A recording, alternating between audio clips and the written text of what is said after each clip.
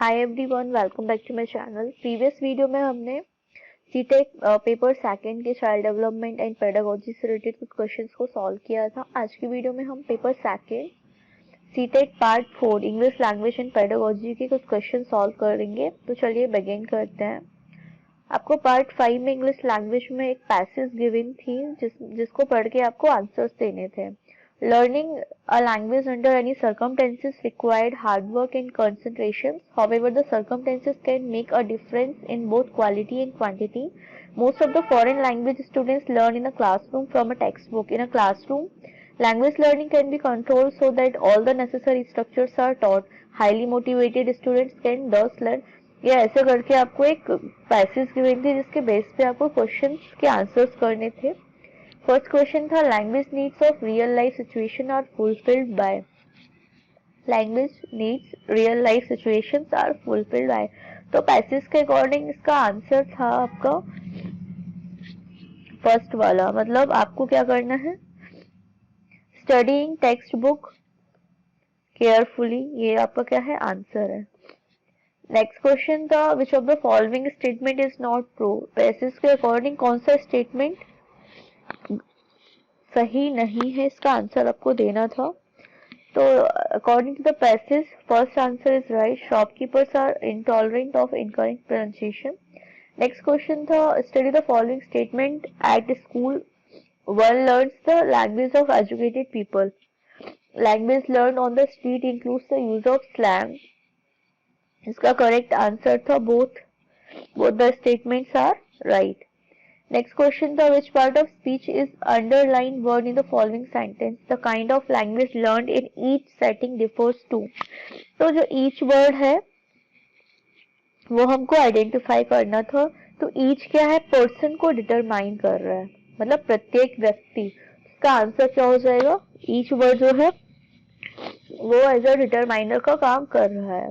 Next question था study of the following phrase which part of speech is underline the word but delayed until a quiz. तो जो until word है वो किस चीज को डिटरमाइन कर रहा है यहाँ पे। अंटिल हम कब यूज करते हैं, टाइम और फ्यूचर को कनेक्ट करने के लिए। तो अंटिल जो वर्ड है वो क्या है हमारा कंजक्शन। कंजक्शन वैसे वर्ड होते हैं जो दो चीजों को कनेक्ट करने का काम करते हैं। नेक्स्ट क्वेश्चन था हमारा what does the word motivated mean in the following phrase. Highly motivated student can दस। तो इसमें मोटिवेशन जो वर्ड है वो क्या इंडिकेट कर रहा है, इसका मतलब होता है डिराइविंग। ठीक है, from the given option only interested comes closer to the intended meaning of the given word. तो इसका आंसर क्या हो जाएगा, इंटरेस्टेड हो जाएगा। नेक्स्ट क्वेश्चन था dash in a haphazard way the word haphazard means. ये हमने क्लास 8 की पोएट्री का कोई चैप्टर था जिसमें ये टर्म यूज किया गया था, जिसका मीनिंग होता है अनसिस्टमेटिक या अनऑर्गेनाइज्ड। तो हमारे पास चार ऑप्शन है जिसमें से कौन सा सही है, अनऑर्गेनाइज्ड। नेक्स्ट क्वेश्चन था the best place to correctly and quickly learn a foreign language. अगर हमको फॉरेन लैंग्वेज सीखना है तो हम क्या करेंगे, क्लासरूम में जाएंगे और फॉरेन लैंग्वेज की स्टडी करेंगे। नेक्स्ट क्वेश्चन था अ टेक्स्ट बुक। एक टेक्स्ट बुक के फीचर्स गिवन थे जिसमें से हमको बताना था टेक्स्ट बुक क्या करती है, लैंग्वेज लर्निंग को कंट्रोल करती है और जो प्रैक्टिकल कम्युनिकेशन होता है वो स्टूडेंट्स को मोटिवेट करता है। बट अगर हम बुक की बात करें तो ये लैंग्वेज लर्निंग को कंट्रोल करती है। नेक्स्ट पैरा था अपना read the extract given below and answer the questions that follows 100 to 105 questions. इसमें आपको कुछ लाइंस दी हुई थी काइंड ऑफ पोएट्री जिसको पढ़ के आपको आंसर करना था। तो चलिए क्वेश्चन आंसर को डिस्कस करते हैं। The cities gardens cliffs and ice cells show the earth is. अगर किसी भी एरिया में ये सारी चीजें पाई जाती है तो हम क्या बोलेंगे, फ्रेंडली कैरेक्टरिस्टिक था क्लिफ्स गार्डन्स एंड सिटीज हैं, तो ये हमको क्या दर्शाती है, फ्रेंडलीनेस दर्शाती है। तो इसका आंसर होगा सेकंड। नेक्स्ट क्वेश्चन था in the extract of the poet was compared. किस चीज से कंपेयर था, man with the earth. Next question था हमारा mode of the speaker in all of these lines. Speaker का मोड कैसा था इन सारी लाइंस में, वो बहुत खुशी खुशी अपने आप को बता रहा है कि बहुत खुश था, मतलब जॉयस नेचर था।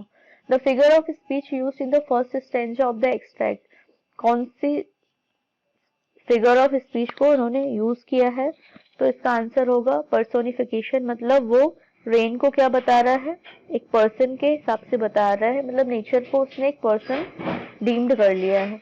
नेक्स्ट क्वेश्चन था the figure of speech used in the phrase and wills and mills, इसमें भी कौन सा फिगर यूज है? इसमें फिगर यूज है ओनोमेटोपिया। ठीक है, ओनोमेटोपिया क्या होता है? Out of the given option, the figure of speech used in the phrase and wills and mills is a onomatopoeia. That means a word that actually looks like a sound it makes. We can almost hear those sounds as we read. मतलब ऐसे शब्द जिनको पढ़ के हमको sound सुनाई देता है।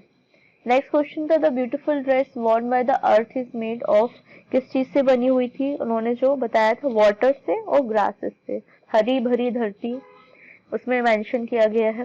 A teacher asks her learners to collect word phrases on various aspects. They see the notice in their market and streets. Later the learners write the words and phrases according to the category and discuss them in the class. What is the practice known as? इस practice को हम क्या बोलेंगे? इस practice को हम बोलेंगे thematic vocabulary learning.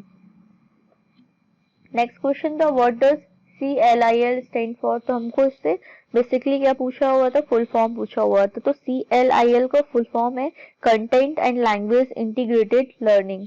तो इसका सही ऑप्शन क्या हो जाएगा? Content and language integrated, option number 3। Next question आया था which of the following statement is correct. तो हमारे पास 4 स्टेटमेंट थे, इसमें से हमको बताना था कि कौन सा सही है। तो जो रिसेप्टिव वोकेबलरीज होती हैं वो ऐसे वर्ड्स होती हैं जिनसे हम रिकॉग्नाइज करते हैं when we hear or see a productive vocabulary or words speak or write. Next question है a teacher divides her class into groups of hour and read out a text about 6 sentences. Learners listen to and jot down important words and phrases. The teacher read out the text in second time. Then learners discuss in group and jotted down words, recreate the text nearer to the one read out by the teacher. What is the task known as? इस task को हम क्या बोलेंगे? इस task को हम बोलेंगे composition dictation. Next question था intensive reading refers to. Intensive reading का मतलब क्या होता है? Intensive reading involves learners reading in details with specific aims and task and get detailed information. तो इंटेंसिव रीडिंग का क्या मतलब होता है? पर्टिकुलर टेक्स्ट को रीड करो, उसकी डिटेल में इंफॉर्मेशन लो और उसको समझो। नेक्स्ट क्वेश्चन था नोइंग अ वर्ड मीन्स, किसी वर्ड को अगर हम जानते हैं तो उसको हम क्या बोलते हैं? How, where and when it use. कोई भी एक शब्द है जिसको हम ग्रामर में यूज कर रहे हैं, तो अगर हम उसको समझते हैं तो उसका मतलब ये होता है कि कब, कहाँ, कैसे उसको यूज करना है, ये हमको आता है।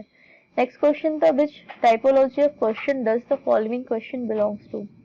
इसमें से हमको टाइपोलॉजी बताना है। Imagine you are the narrator of the story, write an entry in your diary about your experience in about 100 words. इसको हम क्या बोलेंगे? इसको हम बोलेंगे एक्स्ट्रापोलेटिव क्वेश्चंस। नेक्स्ट क्वेश्चन है पोएट्री टीचिंग। पोएट्री टीचिंग को क्या बोलेंगे? पोएट्री हम क्या एंजॉयमेंट के लिए परफॉर्म करते हैं और सुनते हैं और एप्रिसिएशन देने के लिए। तो पोएट्री टीचिंग बेसिकली क्या है? For enjoyment and appreciation. Next question है लर्निंग आउटकम्स एम टू। जब हम कोई भी चीज लर्न करते हैं तो उसका आउटकम है, उसका एम क्या होता है? उसका एम होता है learning outcomes aim at ensuring that the student learns all skills and apply the knowledge acquired by them. In other words, learning outcomes focus in ensuring that all the competencies are acquired by learners. इसका सही answer होगा 4th वाला। Next question है a teacher brings a newspaper to her classroom 8th students and asks them to find some advertisement, then ask them to list out how advertisement are designed and what advertisement contains. What is newspaper here? तो newspaper को वो लेकर आते हैं classroom में, सबको दिखाते हैं और फिर उनसे क्वेश्चनिंग करते हैं। तो ये क्या है? एक मटेरियल है जिसको as a teaching aid teacher ने यूज किया है। नेक्स्ट क्वेश्चन है national curriculum framework 2005 assign supplementary and complementary roles to English language. This means that, मतलब 2005 में supplementary and complementary roles divide कर दिए इंग्लिश लैंग्वेज में। तो इसका क्या मतलब? इसका मतलब है English language teaching should be support learning of other language and subject, इसलिए ये लेकर आए थे। नेक्स्ट क्वेश्चन है, a reader uses her prior knowledge, makes semantic cues and semantic cues, then moves to other more specific information. What models of reading the reader her adopts? तो इस model को हम क्या बोलेंगे? इस मॉडल को हम बोलेंगे top down model. Next question था, drilling is a teaching learning technique और a strategy in. Drilling teaching learning technique है और जो स्ट्रेटेजी है वो किस चीज के अंदर आएगी? स्ट्रक्चर के अंदर आएगी। नेक्स्ट क्वेश्चन था, which of the following statement is true of language learning. Language learning के लिए कौन सा स्टेटमेंट सही है? तो लैंग्वेज क्या होता है? Primary first language support the learning of second language, मतलब पहले हम अल्फाबेट सीखते हैं, फिर हम सेंटेंसेस एंड वर्ड्स को रीड करना सीखते हैं। तो जो प्राइमरी लैंग्वेज होती है वो हमेशा सेकेंडरी लैंग्वेज को सपोर्ट करती है। नेक्स्ट क्वेश्चन था, multilingualism as a resource in education into.